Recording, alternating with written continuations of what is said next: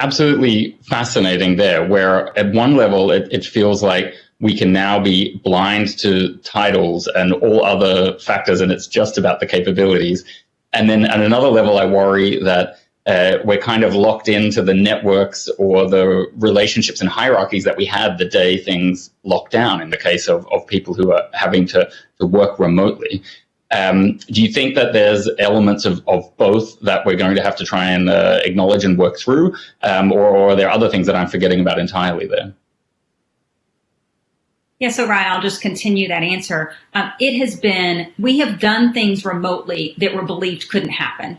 Closing financial books. I don't know anywhere in the world if that's ever been done completely remotely. In fact, people would probably tell you, at the end of the quarter, there's no way that you can do that. Well, guess what? We've all done it, not just my company. We're all closing the books in a different way. Collaboration has taken on a new level. And so I was on a panel a while ago and someone said, hey, the great thing about video conferencing is all the boxes are the same size. So it has a huge impact on both diversity, but also on voices being heard. Like, it's not about hierarchy. It's about what do you have to contribute to the conversation. And so I agree. One of the early concerns was, hey, what happens to networking and, the water cooler talk that people talk about? We're just having that happen in a whole new way and maybe on a more equal playing field than it had happened prior.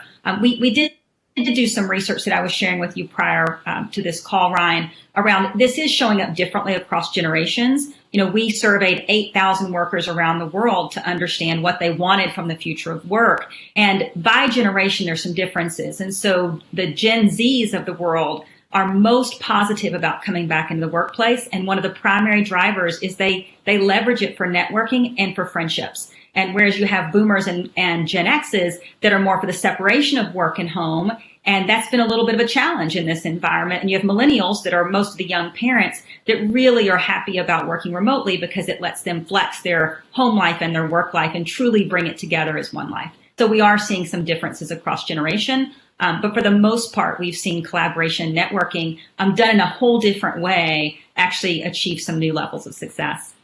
Yeah, this has been really interesting to see a very rapid evolution. We're hearing from leaders all over the place that their digital transformation has happened far faster than they ever expected. Think about all the things we do today that maybe a year ago we wouldn't have considered, a virtual doctor's appointment, et cetera. And at the beginning, I noticed people were asking the question, how can I do the equivalent of something I used to do in person virtually?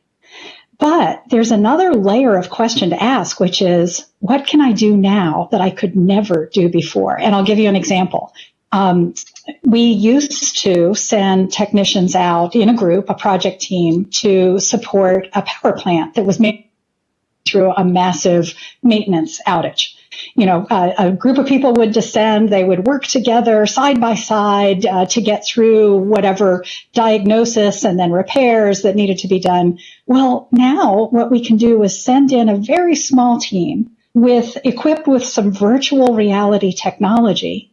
And now an expert somewhere in the world can be tapped into that visit and can be supporting with truly the best knowledge we have available. That one expert can now service multiple teams at once. These are things that weren't even possible before. So what I'm encouraging the team to think about is, right, if you could do things completely differently, what would it look like?